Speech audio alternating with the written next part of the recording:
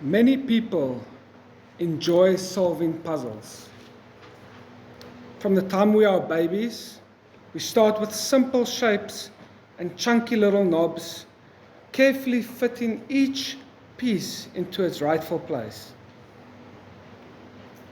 As we grow older, the puzzles also grow with us, quickly moving from 4 pieces to 8 pieces to 500 pieces. I, on the other hand, hate puzzles. I simply don't have the patience to finish them. If it doesn't come together quickly, frustration sets in, and the puzzle box starts to look more interesting and more fun to play with. Similarly, Liam has inherited my love for puzzles. His preferred method is not solving them, but destroying them. He then sits back confidently and says, "Papa Bo." It's safe to say that I have many unfinished puzzles in my life. But still, there's a profound lesson for us this evening that we can draw from this passage. One that connects us directly to our experiences of unfinished work and missing links. Now, with this in mind, consider the question before us this evening. This is not one reserved only for elders or for deacons or for leadership. It's not theoretical. It's not complicated. It's not something we need to overthink. Although deeply personal, it's also profoundly practical, and perhaps a question that many of us have been wrestling with lately. What kind of tool are you in the unfinished work of the Spirit? Why ask this question? As we reach the end of the book of Acts, we are confronted with an ending unlike any other. It feels as though a chapter or a paragraph has been skipped. No verdict from the jury or the judge, no final execution or even a release statement of Paul. Instead, Luke leaves us with Paul preaching with boldness and without hindrance. I believe the Spirit left it that way intentionally, because the building of the church is still unfinished.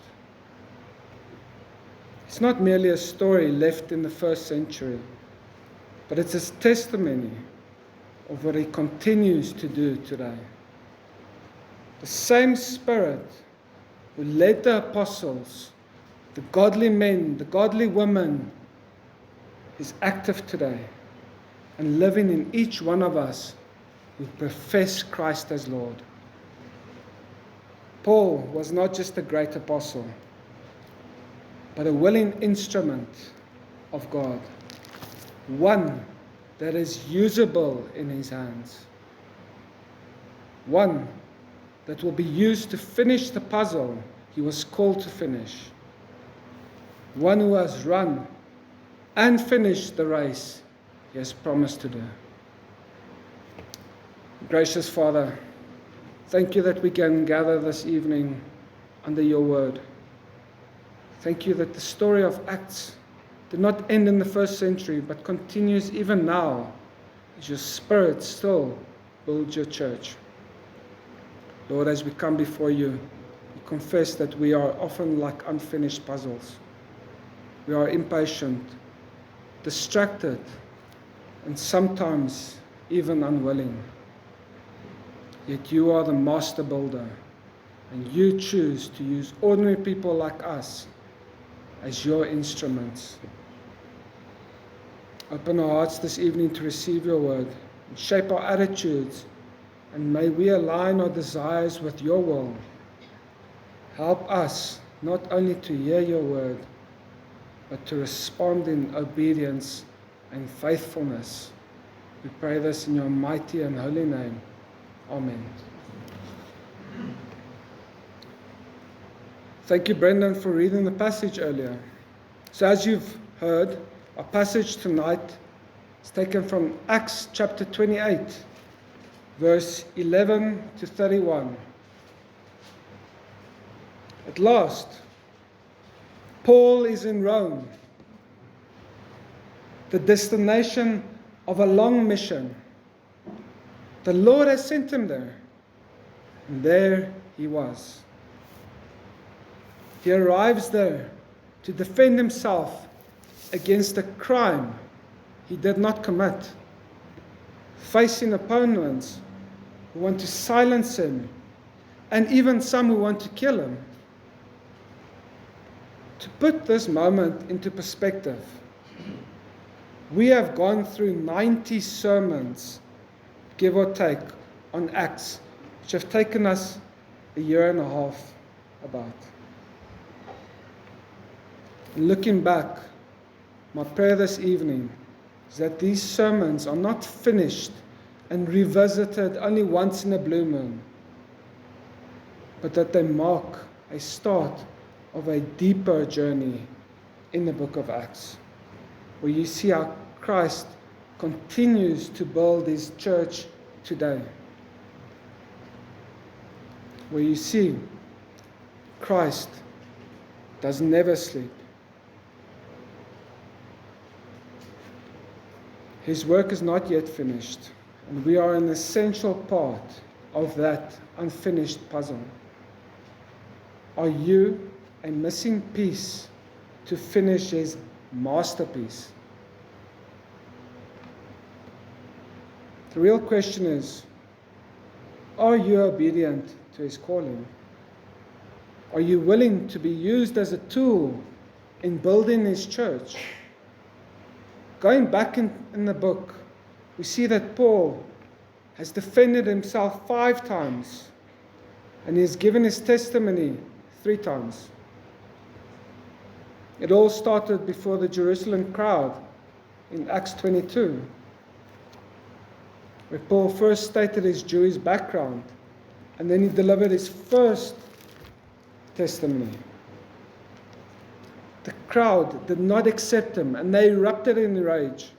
But the Roman commander intervened, took him to safety, and ordered the crowd away. He then appeared before the Sanhedrin, which is the Jewish council, in Acts 23, where Paul said he stood before God with a clean conscience. There, the jury was split down in the middle. Some were with him, some were against him. And in any court of law, it needs to be redone. Acts 24, he was before Governor Felix, found innocent. Acts 25, he was before Festus, again, found innocent. And finally, before King Agrippa, in Acts 26, again, innocent. What strikes me is that Paul never accused anyone, but he only defended himself. He never attacked the Jews, never threw his arms up in the air and said, "I give up." He continued the fight until he reached the destination God intended him to be. But we must be reminded that these defenses he delivered is not where it stopped. He took the opportunity to testify Christ and to remind the crowd and the jury of the hope that we have in Christ. Every trial of his defense, therefore, became his pulpit, and he surely would have used it for Christ's glory. Now, after this long journey of trials and traveling, we finally find ourselves in Rome. just like Christ promised. Remember back in Acts 23 verse 11? But the following night the Lord stood by him and said, "Be of good cheer, Paul, for as you have testified me in Jerusalem, so you must also bear witness at Rome." We are reminded that promises are not always going to go our way, but we can be reassured that they will be fulfilled. The book of Acts is therefore the story that never ends until Christ returns. His church is being built as the Spirit continues to do His work. God does not use perfect tools. He uses willing ones. Looking at Paul, we see his character during his trials. We see his commitment to spreading the gospel. And so too, we can learn to be vessels for Christ. Therefore, to answer our question this evening, how can we serve as tools in the unfinished work of the Spirit? I will offer us 4 answers. First, as a tool in the Lord's hand, we must remember that He has recreated us in Christ to be used faithfully, not only when serving Him is comfortable, but also when it costs us something: our time, our money, our sleep. Secondly, we are most useful to God when we align ourselves in His agenda and remain faithful to our divine calling, rather than being driven by our own plans. Thirdly, we will observe we serve God's purpose when our lives become a testimony that points to Christ living in us. The focus is not drawing attention to ourselves or on controlling the outcome of someone's salvation, but on faithfully reflecting that of Christ. And fourth and finally, we will look at we are useful tools when we remain steadfast, when our commitment to Christ is unstoppable, even in seasons of ridicule, rejection, and discouragement. These answers are based on the example of Paul in our text. His life shows us what it looks like to be a useful tool in God's hands. He calls us to rethink our affections, our commitments, our beliefs. As God's tools, we are invited to take place in His Missio Dei. So, the first point is found in verse 14 of the text. We serve faithfully and effectively when we do not focus on only serving when it's comfortable. The second part of verse 14 says, "And so we went toward Rome." What can that possibly mean? Paul was faithfully and obediently going to Rome. This was not a journey laid on a bed of roses. En route to Rome in chains, this was not exactly the comfort any of us want to be in. And nevertheless, there's a God next to him 24/7. But this is exactly where the Lord Jesus wanted him. When we are called to an assignment, we are challenged to say, "Here I am, Lord, use me." Even when it's uncomfortable.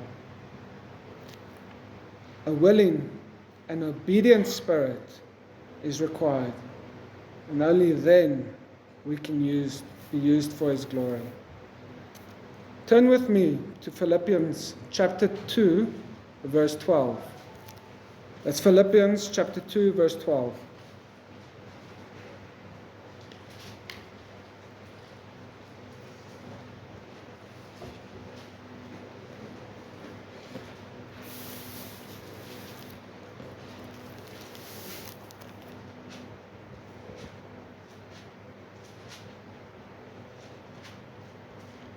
Therefore, my beloved, as you have always obeyed, so now, not only in my presence, but much more in my absence, work out your own salvation with fear and trembling.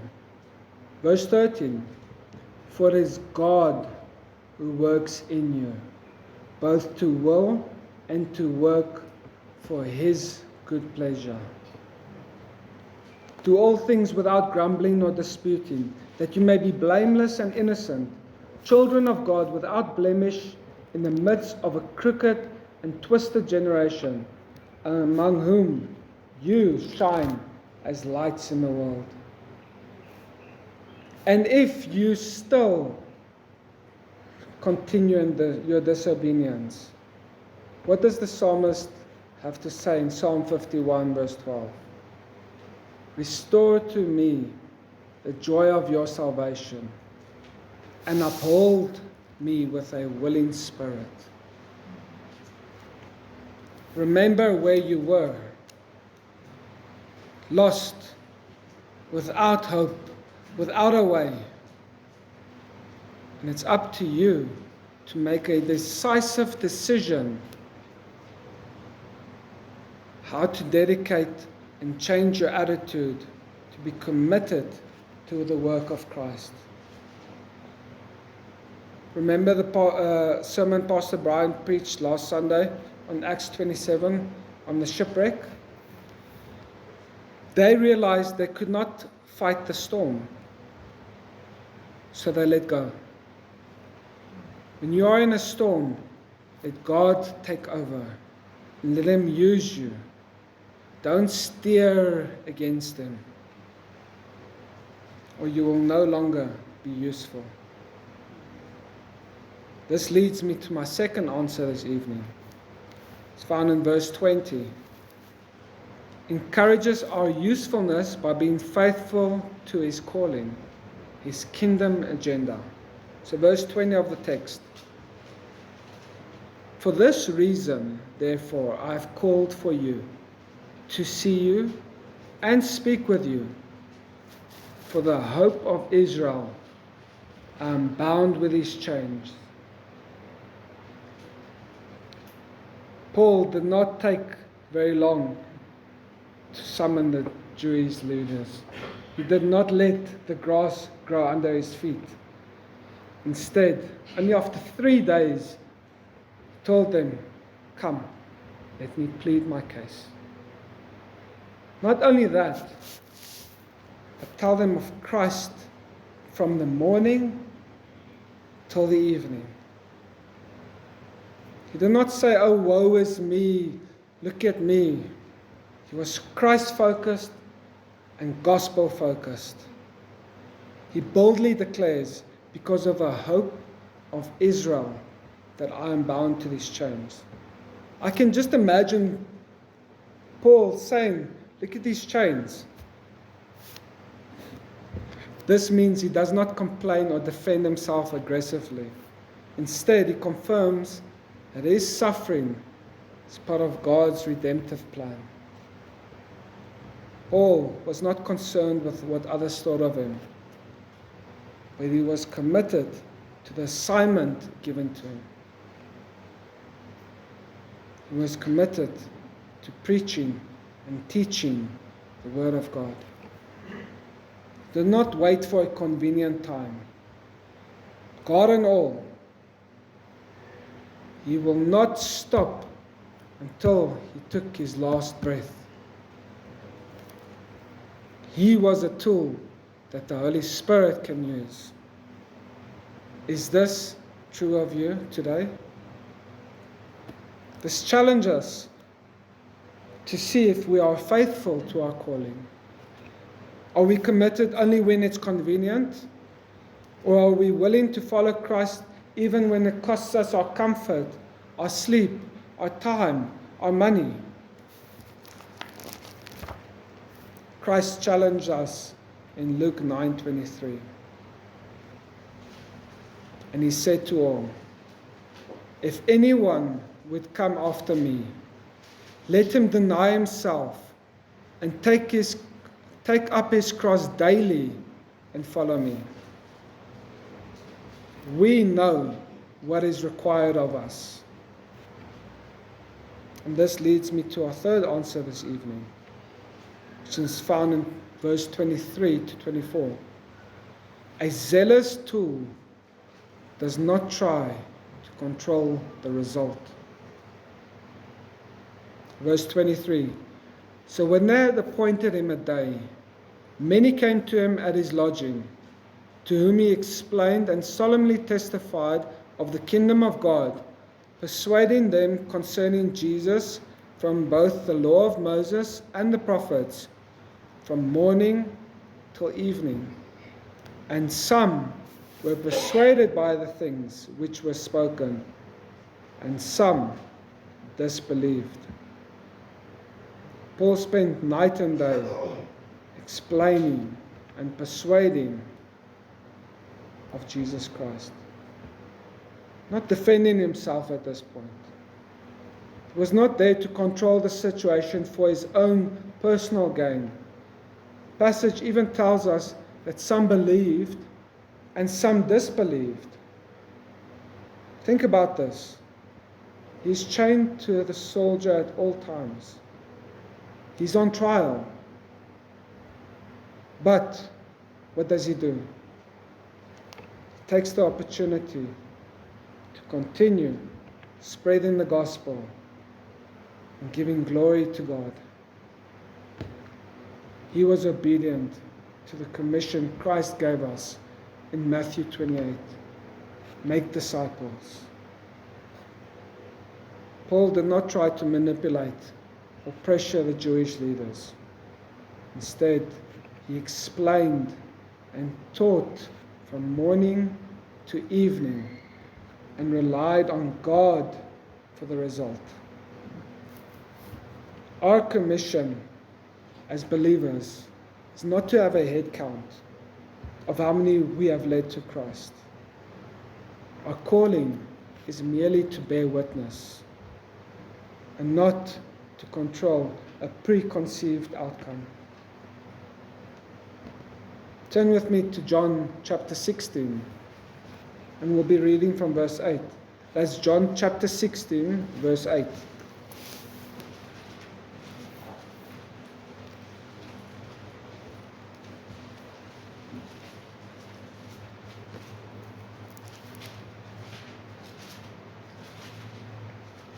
This is explaining the work of the Spirit in convicting us.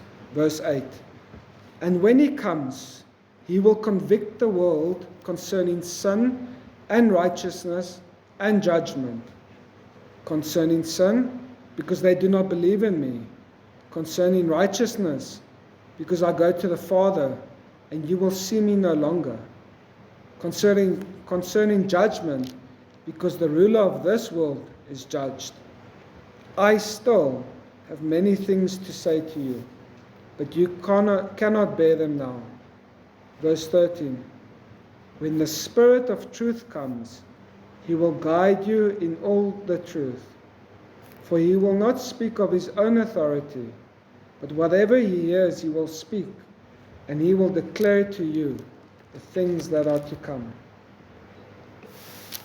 Brethren, we cannot control the outcome. We can only live and love and speak the truth. Encourage one another to rely on God to complete his work amongst us in our generation. We encourage one another by praying for one another and by proactively being profitable to one another. Do not be tempted to close your heart or to be stubborn. or stingy with your love and your affection for one another. This leads me to my fourth and final point this evening. A tool that cannot be stopped. It's found in verse 30 to 31 in the ESV version. Verse 30 reminds us that this tool cannot be stopped. He lived there 2 whole years at his own expense and welcomed all who came to him, proclaiming the kingdom of God and teaching about the Lord Jesus Christ with all boldness and without hindrance. Don't let your past discouragement or relational challenges distract you or discourage you from continuing to be a useful, faithful tool in God's plan. We've not been saved to muzzle our mouths or chains on our hands. We've been saved for His sake, to serve one another.